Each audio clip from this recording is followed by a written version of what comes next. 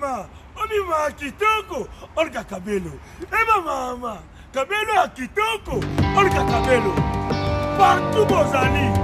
Ah, toi on est le système il y a internet. Voilà. Ah, toi on a photo. Boka qualité. Ah, vous êtes la contrôle. Kabelo a mamé, et elle est à la frontière. Et qui est l'aéroport. Voici. Ça décolle.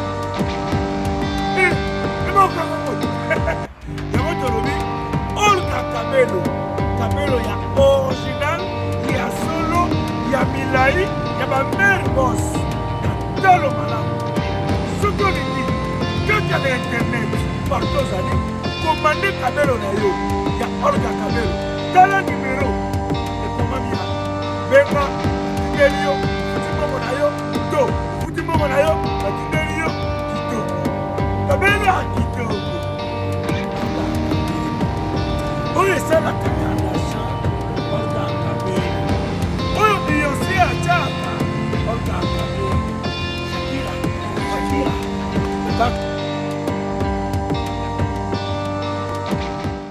Bana King, Bana Dar es Salaam, Bana Poto, Bana Mokil Mobimba, Site Ase Moko, Afrique Info avec Franck Stemai, Kiandankala, Twende.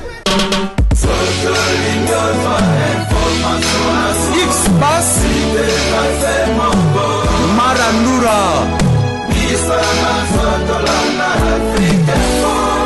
Franck Stemai. Bonjour, excellents fidèles internautes de Fimbo News et de Africa Info. Merci et bienvenue à notre rendez-vous de chaque semaine avec l'homme de Dieu, le prophète Emmanuel Dodi, l'homme du moment, l'homme que Dieu utilise puissamment cette période. Et voilà, il est là, il nous bénit, il bénit le peuple de Dieu à travers le monde. Nous sommes là, toute la grande équipe, pour vous servir. L'homme de Dieu lui-même s'est disposé également pour honorer notre rendez-vous de chaque semaine. Nous sommes là, mesdames et messieurs, comme d'habitude, restez branchés parce qu'aujourd'hui, il y a Sika, P.O. Bolingaka et Kobima Awa avec Motonanzambe, le prophète Emmanuel Dodi. À tout seigneur, tout honneur, l'homme de Dieu est là. L'homme de Dieu, bonjour. Oui, bonjour Stemai. Bonjour Nakizembekan, bonjour international. Na Pamboli Papa Basila, na Balandinyoso, internaute nyoso. Bayamba biso na esengo pe na bolingo na mitema pe na bandako na bango zela mususu ezali te kaka oyo que Dieu vous bénisse. Merci. Amen. Ken Piana, Pitupane. En tout cas, merci. Bana poto, bana mokil mobimba. Vraiment, prophète ngana persona nous félicitations. Hein? Tout le monde a rabassé les nzambe belé. Ba osala makambo zo sala te. En tout cas, to uti na orphelinat ya mama Koko. Tokenda ko accompagner délégation tindaki pona ko tika biloko mais quand on expliquer biso ba date wana oyo ocha ya après 3 mois ya chaque année mais quand on expliquer biso ba date année laksarani. Oui, merci ndeko Ken na ba internaute nyoso, c'est simple. Ezali na révélation na vision oyo Zamba pesanga et ça la maka 4 fois l'an, mois ya mars, mois ya juin, mois ya septembre, oyo na décembre. Na banda ko expliquer, c'est tout un mystère, c'est tout un enseignement. Très bien, mais bref, na sala kabongo pona nini, Bible na keka na Bible, Bible rubi, une vraie religion, c'est celle qui s'occupe des orphelins et des veuves. Lingomba ya solo etala kababola na bana ya bitike na basi bakufela mibali nde oyo nasoko kisa liloba wana tokote ka meme Yesu sima ye kote ya abikisi bato asekuisi apesa pe mapa nde loko ba pasteur babosela yango wana ote liloba yeba ke Yesu sima ya kote ya njuru nzala yeye ayebisi bango bozana nini bozana mapa bozana mbisa pesa ki batu nde oyo bomoni. Je pense que bato basengeli ko commenter makambo ezabino kengai parce que bomi moneni mingi.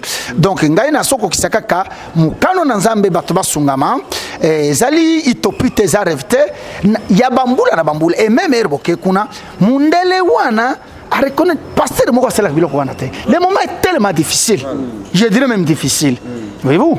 Je vous dis pas, bon, nini, to bois qui vraiment en vélo, c'est beaucoup d'argent. Beaucoup d'argent. Ce qui n'a pas passé na bikité. Na cause bon, on a utilisé yango. Na lati yango, na roulé yango carrosse. Elle n'a pas vu bien quoi. Mais, Tomi sacrifié pour na bana wana. Après tout, père ego wana chez mama koko. Bana wana, basa bande kona bisote. Ma wana no ezala. Bo yungi mo une petit moko akolisi kuna. Mbula nyonso sel talaba na mitindo na mitindo. Amo ozela mutu mawa ekota na motema te. Amo ozela mutu te ozela mwana nzambe te. Otika batu ba souffrir bon. Nde oyo tozo sala mbonge uti wapi ezali kaka contribution na yo ya international ya stema ya bana nzambe to saint-trinité lelo tola lanzala to kendano kotala ba wana c'est rien que ça bon oh pour sunga batu wana mbonge utaka wapi utaka na bana nzambe que je vous merci beaucoup. Alors Monseigneur Nzambe bandeko balanda biso vendredi parce que émission ezo le calendrier dimanche batu balanda biso vendredi na belema otokenda kuna mama moko ayaki vraiment mama na ebité alobi kuta linga be émission na biso te alinga azalinga ne kenité mais azwaka occasion ya Hollanda émission moko azwaka pe numéro ameka ko benga yo a souffert 20 ans na maladie 20 ans ya maladie. Mama wana auti Suisse akiti bandeko balandaki image surtout partie ya mama wana nde nazozo ba appel ebele monde entier zo benga balobi ken makambo bolobaka vraiment za solo mutauti poto azopesa témoignage ya monene boy mais kako expliquer biso lisolo na mama ngwe ezalaki ndeni. Oui, merci Piana. Na ba internet nyonso bisika bozali nzamba pambola bino. Nalingi bokolanda Maman wana bien d'ailleurs tozo sala na ye émission moko spéciale bazali aligné bazoya vraiment aligné hein baza na chaîne maman oyo abanda kolinga yote na profiter international boyo kanga istema boyo kanga ina balandi na lingi na profiter de cette occasion qui m'est offerte to yokana iya batu baloba no okepa ya ken pona nini tala ken afinga kabatu lelo nazo tala bino débat oyo esila boyoka bien quand eza musala na ye ya kofingana na kutaki ekuna toyoka na kanabino libela na pasteur otie na tie ya clair ngai na ye kote ya liloba toyokani ken ye eza pito pale finga batu na kutaki ye bongo na kotika ye bongo mais heureusement comme frère il a été baptisé ngai na ye kote ya liloba. Et puis deuxième exemple, et si ka bozo avant naya na maman ya Suisse parce qu'il y a ba Canada et États-Unis. D'ici là, baza ligne, c'est dimanche ici déjà musu auti kokoma. Tenez, ceux qui toza en église, ozola na ngana poto. Owa na Kinshasa. Est-ce que to ko empêcher mundimi asala na skol? Toza na ba chrétien te basaka na bralima, ngai nazali mbanga olobi to sololi. Na tuni bino to na ba chrétien te basaka na bralima.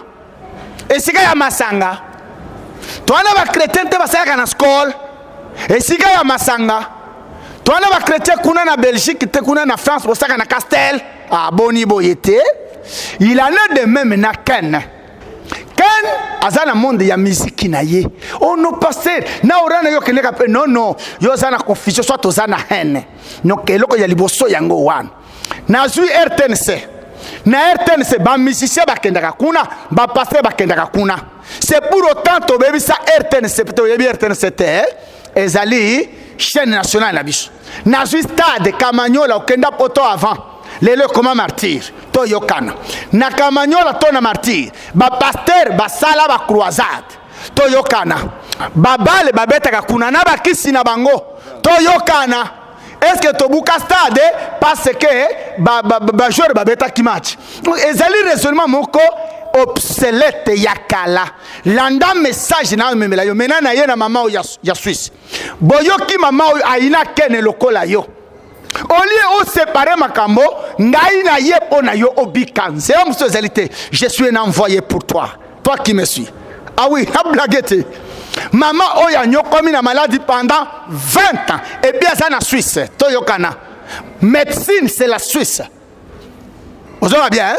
Il est comme en Afrique du Sud Suisse c'est la sommité de la médecine 20 ans de maladie maman Sambel akepa ya basango azali ya poto en dehors ya miracle ya mama oyo azali mikiliste na bana boti kuna fanda bien ndetelema tiki na kosambela ke nzambe azalaka te alandi nga na kene nalinga kene te lelo embrasse kene selon rapport na zuya ozomona lelo alingi kene parce que kene amemeli ye miracle kaningo zone mama wana ya Suisse aza ya poto lokola yo alani ngai abengi et bien alobi boye est-ce que chacun quelque chose de bon peut sortir? Mais oui mon frère kaka ozola nangai na yena poto je m'adresse na yo quelque chose de bon, c'est Emmanuel qui te parle. Maman la ninga bien aimé, elle n'a même pas fait 3 semaines. Maladie de 20 ans à l'embiba sango va passer à tikina ko sambelanzam. En distance prière en ligne hein?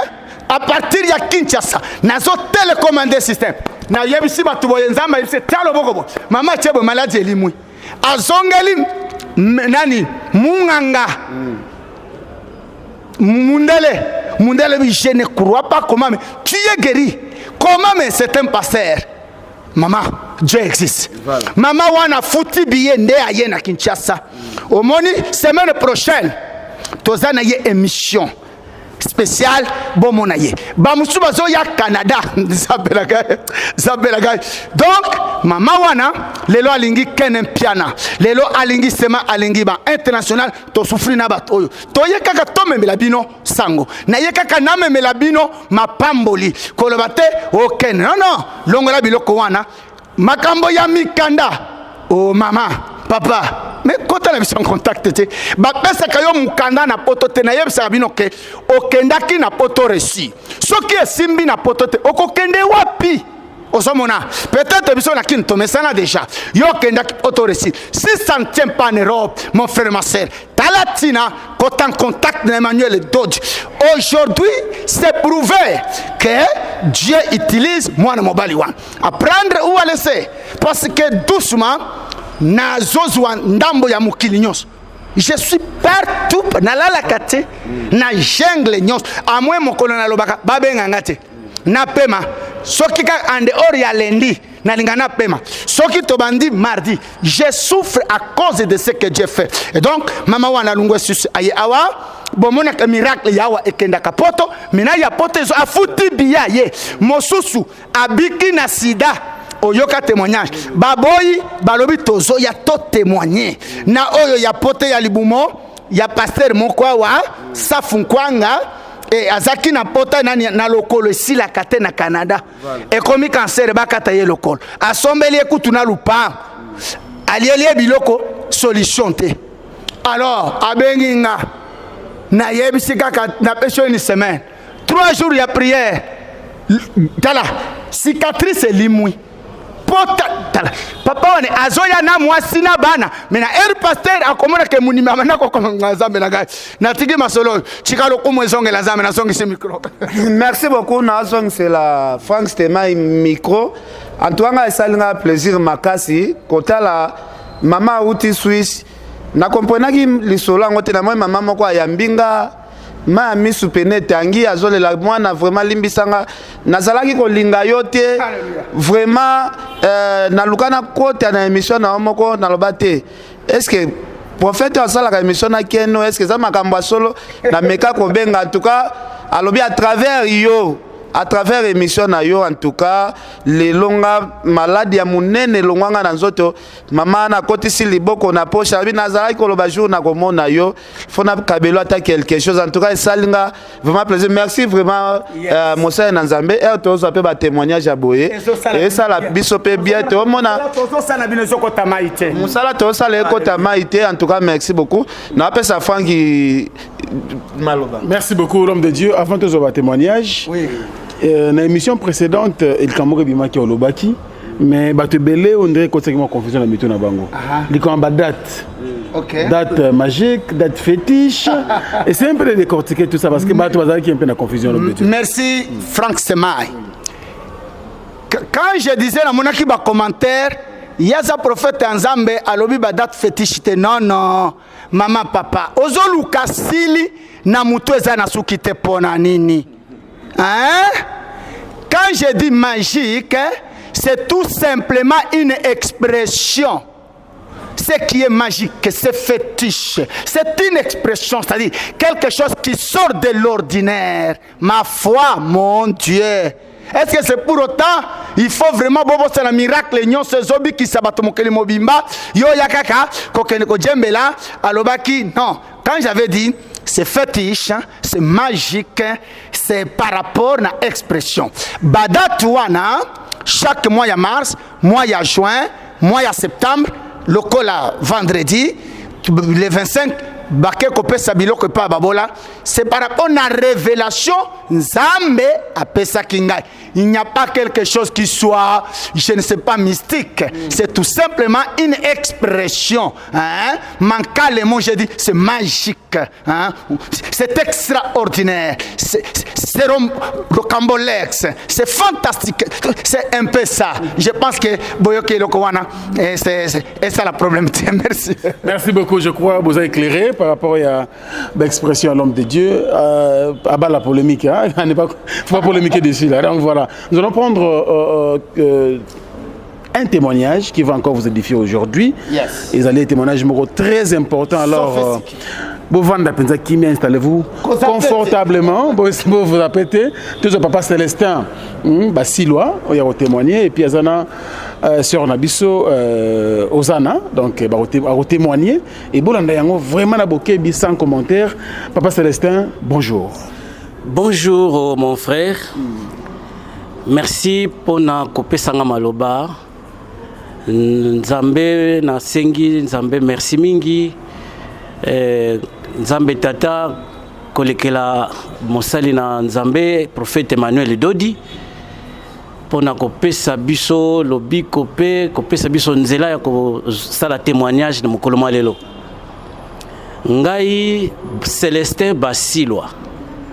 Nazalaki mosali monene dans une des communautés de l'ECC. Très bien. Nazalaki responsable et à protocole dans un consistoire de 7 paroisses où j'ai coordonné ces protocoles pendant longtemps et j'ai géré toutes ces paroisses en tant que responsable à protocole. Alors, qu'est-ce qui se passe? Tovandi mutazanga kama musala te nde na kendeki koluka mwa musala ko débrouiller na Angola. Mais kuna nde makambo itosaki malamu te. Nde tango na zongi na zui quand même esika ya musala. Un frère de l'église auto sambelaka toza confession moko qui a des moyens nde asenga ngai service. Yaka frère tosala na yo. Donc à travers na musali moko azalaka très attaché na ye camarade yanaye dès l'enfance. Il est membre de l'église. Ndeye tokenda kuna nde tant on a sali moi misala liboso tout ça va le non c'est un bon travailleur nde ba benganga na bureau yaka na bureau to solo la. Na komi na bureau nde to solo la ki na bureau. Yaka to sala na ngai tala ba projet na zanango. Nde na kumisaki Nzambe na chômage na kosala ni nde na bandi ko kende musala mais tango nazo kende musala kuna na musala na koti mu le premier jour balobi na ngai awa baliaka na mutu awa te bamelaka pe mai na mutu awa te, faites attention. Bon, nazo kiango à la légère. Tosali. En même temps, nazana nièce nangai mwana oyo aza pembeni nanga. Mwana oyo soki abandi kobela mbongo ya mama na efwesila oyo anga pesila ndeto mona kimia. Mwana oyo parenthèse eza nini? Mwana oyo mwana leki nanga azali oalandinga na sima.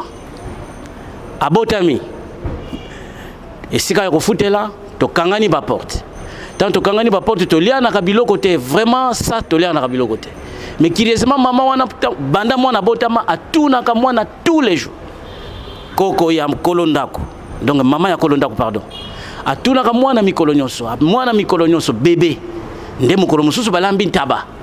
balambi ntaba nde ntaba aye azwi musuni aye kotikala mama na ye po apesa mwana mais mwana aliaka nanu te maman le bien bon maman merci po boya maman merci accueilli il se fait que ce jour là sécheresse pe kotina ndako bazo iloka kolia te tina pokwa mama kangi motema te awuti kobota esika nde azwaki musuni ntaba aller tango aller le même jour tango aller ce même jour là na butu alali loti siko aza kovanda na mwana na maboko mais asutuka mwana ntaba azoleka ye na sema makolo ya joli ya kitoko amona nanu te azoleka na sema makolo akote abima mais mwana ntaba uti wapi tango azomona mwana ntaba wana ngai na ndaku noko na ye nga na ndaku siko nazomona mwana ntaba konkomitama ye azomona mwana ntaba azokote na makolo konkomitama nga nazomona mwana ntaba mbule beti na Kinshasa mwana ntaba azoleka na la cri hein donc maye zochola mwana ntaba ya kitoko nazobelela kuna Elize mwana mama na ye ba botolie mwana asutuka boye ndoto alobino ndoto oyo eza bien te abondeli tango abondeli alobino asilisi aningisa mwana azopema sute mwana akei de 3h à 6h à panza ndaku kobelela nkolo abwaka mwana likolo tout ça akokate 6h bato ndaku balamuki balupangu me balobino mwama oyo azala molimo botika ye nde 6h mwana aye ko zongisa molimo nani pema ezongi tango pema ezongi ngai na butu kuna tango na ya azomona makambo na ngana azomona mwana ntaba azokende na mai 6h ayena ndako grand frère il y a un problème nini tala mwana na ndako makambo na moni ndenga na lobi mais justement nga pe na moni mwana ntaba azoleka na mai mbule beta Kinshasa mwana ntaba ya kitoko na beleli je n'ai pas compris mwana ntaba akei mwana oyo yopo mona kintaba na mona kintaba siko mwana tala mwana alamuki malheureusement mais fièvre nde toke na ye mbangu na paroisse na biso et pas pasteur to pesi doléance to bondeli esili to zongi ndako banda wana nzoka milimo ekota na mwana et 10 ans maintenant ngai kuna na musala na ngai na loti ndoto tangu na bandi kosala kuna ndoto na loti nini et pas baloba na nga bali akawate nga na loti ndoto to sali cercle to sana musala to sali cercle boye balobi bon to soka bula bino ration mutu na mutu ba kabuli ba ration siko biso na papa Gaspard to tikali balobi no ration papa Célestin ya bino kama collègue ya musala non collègue ya musala alors maintenant ye balobi papa Gaspard yo zo cantine zo siko cantine zo ration ya bino wana kabola na papa Célestin papa Gaspard azui ration atombola boye biloko eza na kati ya cantine nde na moni atomboli mutu ya mutu bakati a partir ya kingo mutu wana batokisa alors ebeli balobi papa Gaspard kabola na papa Sele kabola ye azui ndambo ya crâne sikoyo kote oyo atia kaka boye apesinga ne ndambo ya crâne papa Celestin zwa nga nazui na ndoto nazui tangu nazui ye balobi nini kuna yo papa Celestin ndenge nini ozomeka te ndenge bokabuli na meka nde na meki na tie mosapi nanga na place ya cerveau na tie siko na lolemo na susumuki ndoto nalobi ndoto oyo eza jamais de la vie na lota ndoto te ça c'est un message ça c'est un problème profond na bondeli esili na partager yango na musali na nzambe moko te esili une semaine après nde maladi ebandi tangu maladi ebandi na kei bisika nyonso je vous assure nazwi ba traitement oyo esengeli moyen ezali te mwana oyo azobela biso mibale ngai kobela ye pe kobela vraiment patron alobi bon yaka na musala na kena musala na hôpital ya musala na tina ville partout tozwi solution te na lali na lamuki na lobi non lobi tokozala na kilt na ko proposer patron lokola tokozala na kilt na ko kende retraite nde tangu tokomi na église tosilisi tobimi. J'ai accompagné les patrons qui sortaient. En tout cas, si papa, ndengo yebi kaka santé nanga ezo simbate. Ezo simbate céleste ezo simbate. Ngana moni papa fona kota retraite. Au kota retraite, bon ça va. Dans ce cas, viens au bureau. Ndé le lendemain lundi na kena bureau. Tant na kena bureau, atuninga ozo kende retraite wapi. Tu te sens pas bien, toujours pas bien. Nazo sentir nzoto makila ndenge zo bundana na nzoto koleka misisa makile zo bundana nazo yeba. Ça ne va pas. Fièvre aussi là. Bon, c'est quoi yo lobby nini okende no ngana zokota retraite. Wapi kokende retraite? Keba kokende bisika nyonso tuté. To vandi na bureau. Azui $50 à pesinga. Kende kasi kokende n'importe où te. Keba ba mangomba oyo ekomi ebele. Je ne connais pas encore, je vais m'arranger avec la famille. Nakoye bandeng ni tokosala. Bon ça va kende. Ndeko kende na kendeki. Tango na ikei, ndeko ya petite sœur à lobi non. Là où je vais avec ma fille, photo kende kuna. Tellement que j'étais tellement faible maintenant là parce que santé moyen zate. Ndeda ndima kiko ya awa, tango to ye awa, pasteur Chamala mutaya mbinga ina porte wana d'entrée. Tant que Kanazokota to vandi, sans même avant de commencer, le pasteur Chamala a vu de moi, a moni l'esprit des morts. C'est réalisé, ça c'est l'esprit des morts. Mais quand cela ne tient, banda ndengo tie le colonayo wa okokufa lisusuté. Et s'il y a formalité, s'il y a meminga et pas ya papa. Tango a meminga et pas ya papa, to koti na bureau. Tant que tu na bureau, papa a tout n'ingai problème nini. En tout cas problème n'angai. Tala ndenge na lota kindoto. Tala ndenge na lota kindoto na mona ki boye na zwaki muntu ya ntaba ya mutu pardon. Ba to kabola ki ba pesinga tango na teka kana alors kata. Ko expliquer nga lisusu eloko moko te kata. Ozawana ozana poison ya butu. Qui signons so okomelandimelangai en tant que prophète, je te dis okobi kate. Alors, ozokota mabondeli retraite à 3 jours tout ça mais okomela qui cité tango talinga na saki na inquiétude. Ngape na lobi papa soki na meli qui cité je vais mourir. A lobby, moi, prophète Emmanuel Dodi na lobby na yo, komela qui cité aux ande na poison et ba pesa ki na buto okobi kate okokufa. Komela qui cité. Kisi na yo awa mabondeli ndengo koti awa ndeko bika na yo awa okukufa lisusu te.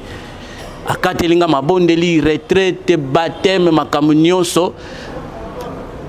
Ti tozo sala ndengo wana mwana oyo abiki avant ngai.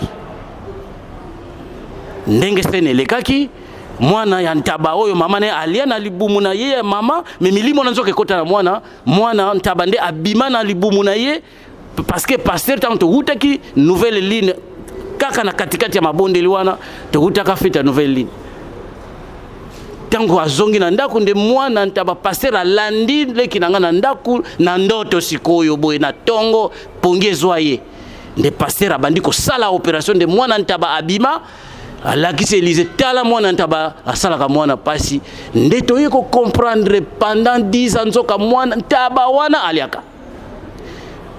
Curieusement, tangu ya biki bazongi awa kokomisa nzambe nga babengi nga na ndako ba yebisinga tala makambo eleki na nzota mwana ngai moko pe chemin faisant malembe nzoto eye kozonga na komi kimia na biki na monike nzoto sava na lobi fona zongela musala na kepa patron na lingi na zongela musala ah bon viens au bureau toujours na bureau na kei na bureau tant na kei na bureau alobi na ngai c'est le saint olingo zongela musala oui papa na lingi zongela musala tu te sens bien je me sens bien mais comment tu connais yo comme bien na lobi te papa en tout cas ngai moko kolonzota na yibike na komi bien non toi tu n'es pas bien tu n'es pas bien moi papa na komi bien na lingi na zongela musala tu es sûr na lobi na sûr. Bon, dites-moi un peu, on dirait si yo kende ki yo yebisinga lisolo ya retraite te. Da moni retraite simbi.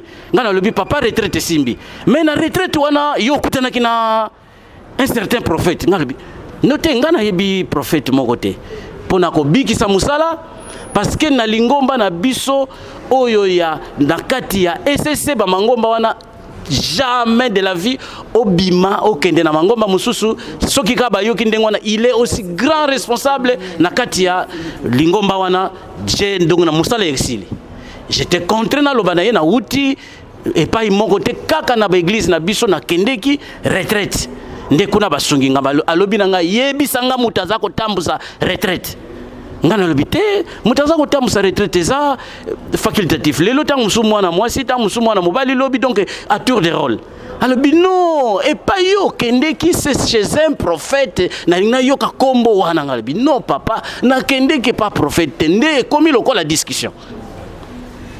Alors bon ça va lokola les andengwana tu insistes il y a pas de problème yo soit 2000 francs oyo zonga na ndaku na kobenga yo po banda musala na telemi ko bimana dina bimaya lobi non zonga pesanga 2000 francs ngande na zongi 2000 francs alobi bon soit 12500 oyo c'est ton transport et puis vanda na ndaku ti mukolo na kobenga yo banda mukolo wana tikala kobenga ngaite entre temps na mabondi le ba yebisa inga soko monika ba geste wana yeba ke musala no et sili ko yima te j'avais compris.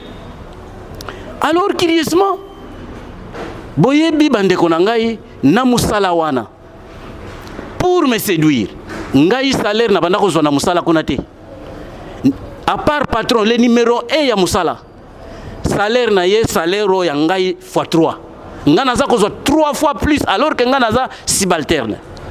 Je me demandais cette question, pourquoi patron a foutu la kanga na ndaku et puis 3 fois plus que le numéro 1 ya musala. Alors je n'ai pas compris. Donc vraiment, donc on comprendre kakate. Curieusement, mutupe a memanga ikuna mukolo aliboso tokei na musala akufi. Oyo pe a remplacer na place oyo nga nazaki kosala akufi. Tala ba makambo heureusement nga na yaki awa. Nde Nzambe asalaki vraiment grâce na ngai na kumisi Nzambe tata Nzankolo Nzambe vraiment Nzambe tata kolekela mosali na Nzambe Emmanuel Dodi ngana ye komona kimia na nzoto na ngai tina kino na lelo nazali vraiment ya kolenda santé eza bien. Voilà témoignage na ngai. Merci beaucoup Pasteur Célestin, merci. Je crois Bandeko Bolandi témoignage. Alors, Nandimite, nous sommes le Bamina Papa Sélé. C'est on a biso Ozana, à remercier Temus Nzambe, ou bien un mot peut-être pour Moussa Nzambe, prophète Emmanuel Dodi. Azongele sikawana pendant 10 ans razobela bakendaki na ye wapina mwana parce que loko que ya komema papa basilwa ezali leki na ye mokolo mwana hein botuna question avana na sala synthèse est-ce que ye peut atambola kibisika est-ce que mwana bakendaki ne pas pasteur pas banganga et on a dit quoi. J'ai besoin peu. Pendant que mon azobela bokendaki hôpital nini koluka lobiko wapi. Merci pour na maloba vraiment bandeko na ngai na kataki kaka na mukuse poto tambolaki na mwana oyo ngambo ko pe na tambolaki ba hôpitaux na kotanga ngote vraiment c'est yo ya Kinshasa to koti yango ba hôpitaux nyonso esimbite mwana oyo soki mbongo esilite boko zala kimia te sécheresse fréquente mais to moni que non mwana oyo photo ke na ye pa mama moko boy asali sa na bukoko Maman wana sans le savoir nzoka to koti e pa yanganga tozo yebate a expliquer biso makambo ebela lobi mwana oyo bozomona milimo eza na mwana oyo jamais de la vie na milimo oyo pasteur moko te po bino botambuli na ba église mais e pa na ngai awa na bukoko nde suka pasteur moko na monite akokangola mwana oyo po milimo eza na mwana oyo eza vraiment ya kolenda et je ne vois aucun pasteur nde tango to bimaka to lobino likambo yo aucun pasteur donc ye Nzambe atie na se donc na moto monaki ke non esiko yo kitoko te donc vraiment to tambolaki nanga moko tango bazo salisa ye nga moko be basalisa ngai mais esimba te. Voilà. Nganga parce que moi na bika. Amen. Voilà. Ozana eloko loba pona ma nyoso oncle lobi. Eloko Loba, je dirais que tout ce qu'il a dit, c'est vrai. Et puis, moi-même, je reconnais que j'ai vraiment souffert. Mais grâce à Dieu et au pasteur, je suis guérie. Maintenant, je suis là et je peux parler comme tout le monde, faire tout ce que tout le monde fait normalement. Et j'aimerais profiter de l'occasion pour remercier mon Dieu, et en passant par le pasteur Emmanuel. Merci vraiment de m'avoir aidé à surmonter tout ça. Merci. Merci beaucoup. Merci Osana, merci beaucoup. Voilà. Alors l'homme de Dieu, synthèse par rapport à témoignage de Kelelo. Vous allez clôturer. Oui. Voilà, c'est simple. Balandi, il y a témoignage, il y a papa Basilois Célestin avec la sœur fille Osana. Épisode nini atikala seka ngana sekaka on a miséricorde nini bokoyoka la fois dernière bomona kimwana oyo Smirne abela liboma lelo boyoki bolanda mama na ye kende na epa ya Ken il y a un mois na YouTube beta okomona mama na ye c'est simple là-bas maintenant bo exige qui est que mwana wana aya nde aye bolanda nga bien na témoignage ya Noko parce que Noko Célestin Basilois aye koleke la guérison ya nyesi na ye toyokani très bien mwana kama kofanda na lupango oboti mwana bien tala mwana za kitoko balulaka ye mokolo nyonso voisin mokolo lupango apesi bango musunyi omoni batu kofana basite tosakana mwa bolingo moya kindoki vraiment international mwana liake pa ya mutu te baye kopesa na kamwa santu bawasana obotambula na bona ba chambre wa ono ya bolingo bumoko boboto na bundeko okolia kindoki yo moko na bundeko na boboto wa nde kindoki ntaba wana baliana bomoto abaluka ndeko ya kobebisa mwana bandiko kwe 10 ans, pas 10 jours, pas 9 mois, pas 10 mois, 10 ans. Nde babandi ko tambola. Tolongo lebino ba episode nyonso ba ke pa yanganga. Nganga wana qui se présente lokola maman Mosalis et pourtant azanganga. Yokampe mayuya na lofundo na lukuta. Alobi boye. Mwana oyo vi milimo c'est vrai parce que batamre ba passer e bakokite mutu akobiki saka mwana oyo azalite luvunu na ba ozo yok nde mama moko pe eza chaîne na chaîne aya awa boko mona ye bébé alangao soka koke na YouTube okomona ye nda kobenga mama na ye ke bakaya ndenge wana avec Emmanuel Toti Dieu est capable. Yes, il est capable. Ndeakoya. Bien aimé, notez bien. J'aime la vérité. Nazali expert ya délivrance. Mais kaya mwana kuta kingai. Elle était tellement possédée, détruite à un niveau très élevé. Une délivrance qui m'a pris du temps. Ça ne se fait pas avec Emmanuel Toti. Tout bon de la bouille. Tellement ba baby ça. Mokolo pangwana koleke lanta babalia nde fale menana mata na losam na beta prise ya suka oyo batu ya paribolo baka eratakate zamberangai nde bakoya kolota na ina ndako kosilisa makambo wana et depuis lors mwana bika osomona nde Noko na yepe bomoni azu musala ebito yokana azamu tu église ya SCC SCC zali ensemble ya ba communauté azali dirigeant ya 7 paroisses na ya oya banda ko kamba chef ya protocole batu wana basambela kalibanda lokola ba mutambula mpimpa ya ba réveil ya madeson kwanga binkubala saka bakenda ka n'importe où. Maintenant papa moko ya mwana musala keba otalivina ye bukaraki na église tala tana église mutunani akosunga yo aye balukeli ye musala batu bayebisi papa na musala baliaka te oyoki ata bapesi eloko aye pe andimi mais aloti na ndoto balambi lokola ntaba nzoka eza mutu batu nyonso balie yeba pesi ye crâne alie crâne c'est alie mutu papa Célestin malade commande abandi ko souffrir oh na église ya ba protestant ou église protestante balingaka ba prophète te basambela kate ba bifwa moto Olanda balinga onction te c'est pourquoi toka na bango te soko omoni kaka mwasi mobali azoboya ba passer onction azana sorcellerie azana magia kanga yo mama to sambela nanga okomona okokangola mayo moko okokumisa bone na nzambe tala azali papa église ya réveil te chef ya protocole azo gérer cette église ozoyoka dans une grande communauté ya SCC ndele kina ya yebisi yaka mwana biki oyo nganga lobaki akobika te passer moko kokaye te tokokaye olanda ya ba Marius awate nini oyo nzamba kokaka te nzambe na ngai nde akoya muto yambi passer le célèbre passer Gédéon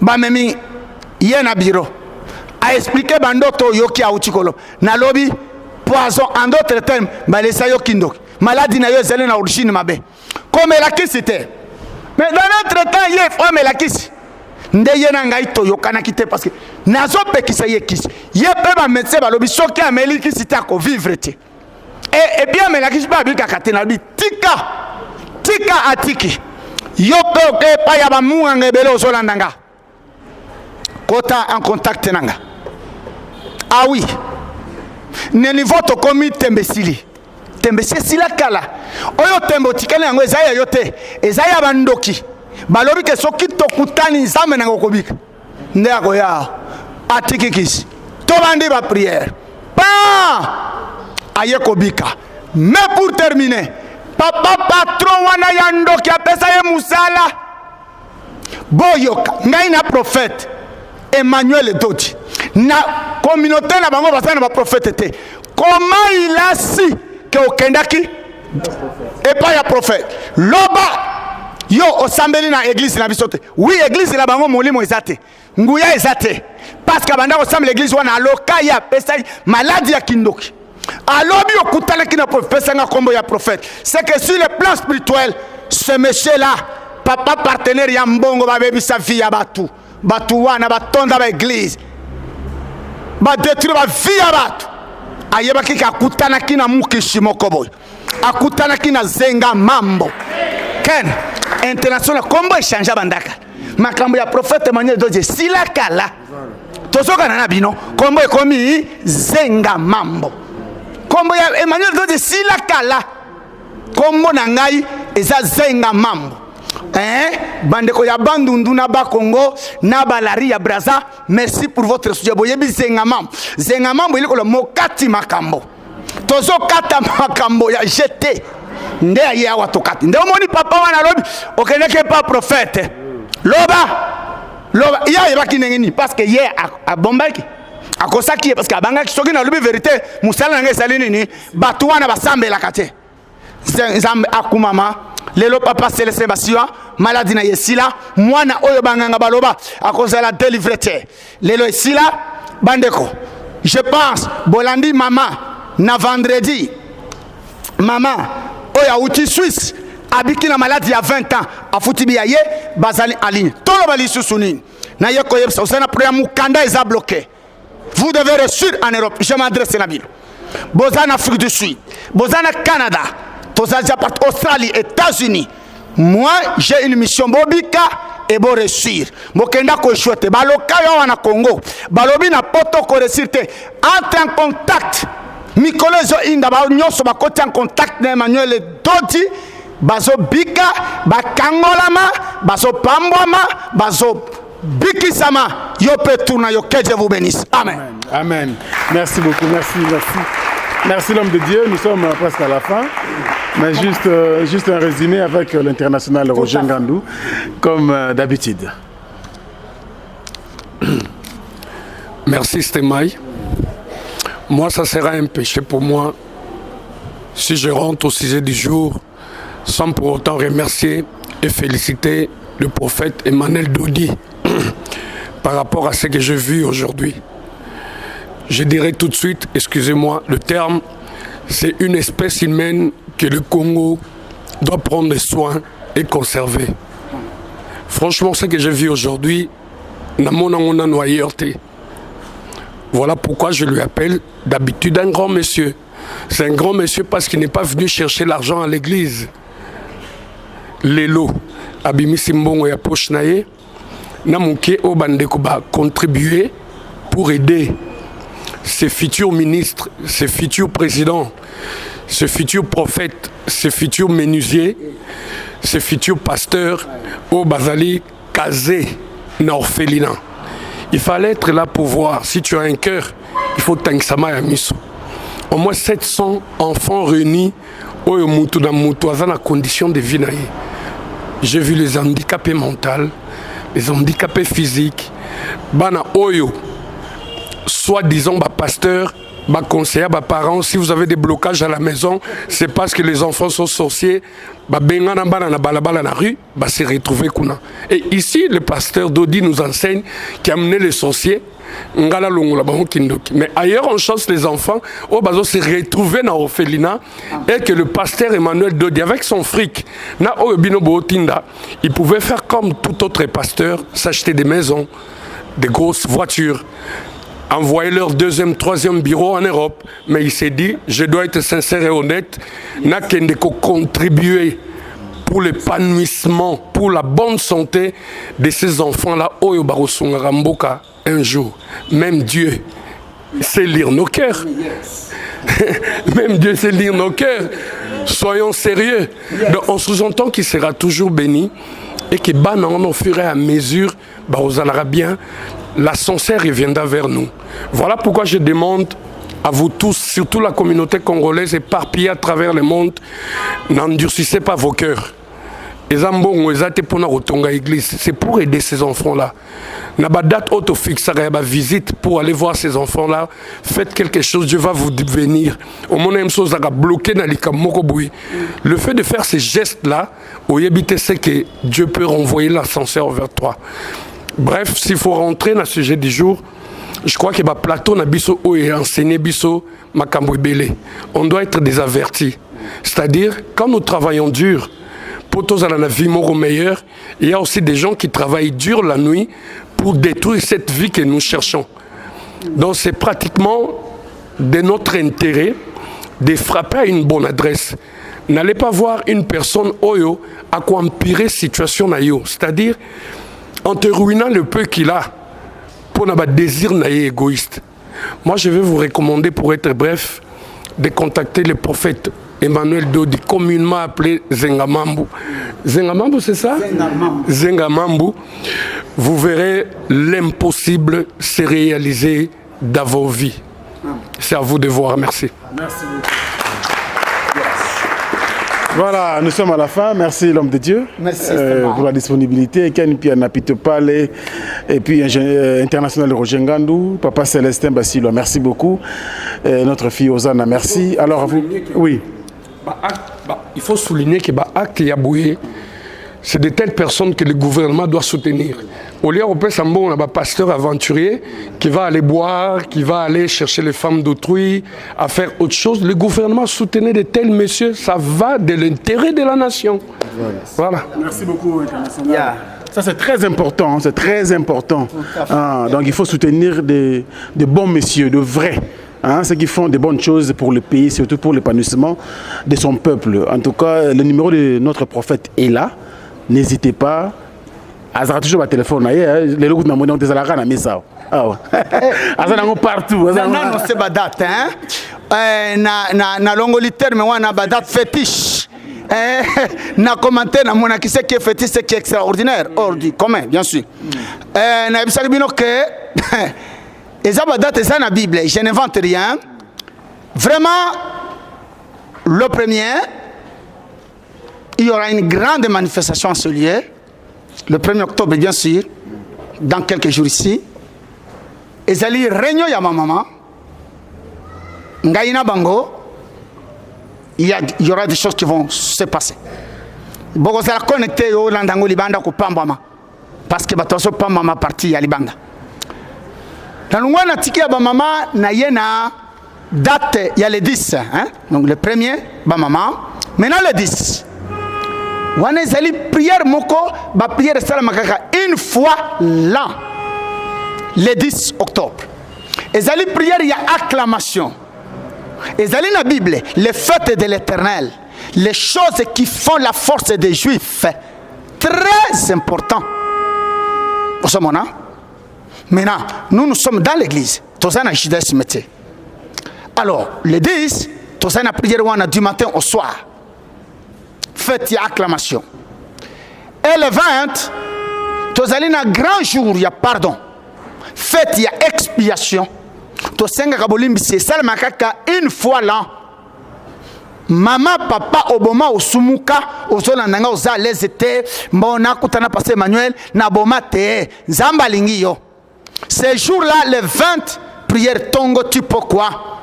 Tokozala en ligne ozo gêné ozo landabiso awa et le 11 ozo ka tout le temps tolobe la prière moko chaque mois ozo sala miracle wana maman papa atoza qui na raison ya obenga bisote oko talbisa en contact te mais à cause ya ba date oyo importante nazo annoncer yo na luka terme ya kopesa yo pona ko éviter ba terme mususu le 11 de 15h à 18h et ça la maka une fois le mois et ça qu'il y a miracle il y a pas problème il y a adoration na ya ba makamu mususu kotawana jeune na biso mama ya Suisse abika kana date one nde date zobi ki sabat bato ebele ozomona bazwa ko défiler abalunga poto États-Unis et ça date one era takate et enfin tokozala na grande fête ya tabernacle et zobanda du 25 au 1er tabernacle au yokaka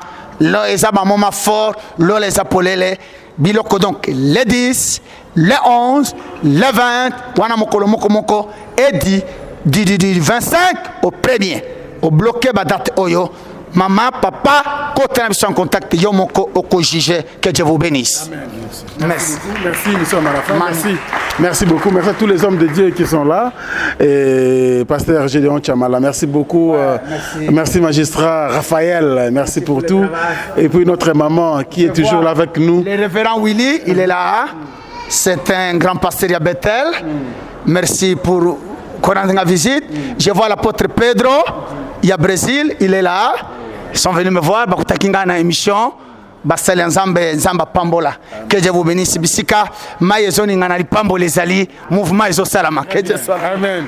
Merci, nous sommes à la fin, équipe technique, Maël Sadiki, Alain BCBG. Merci à vous et au revoir. Maman, on y va à Kitoko, Olga Kabelo. Maman, Kabelo à Kitoko, Olga Kabelo. Partout vos amis. Ah, toi, on est le système, il y a Internet. Voilà. Ah, toi, la photo, mboka qualité. Ah, vous êtes la contrôle.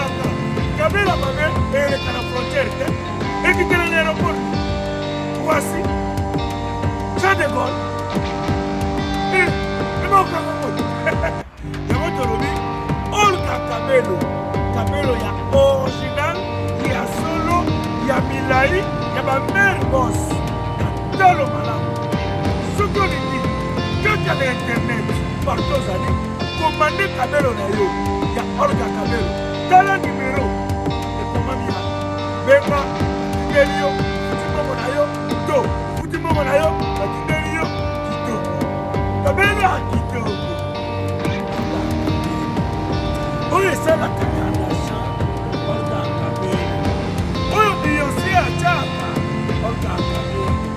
Shakira.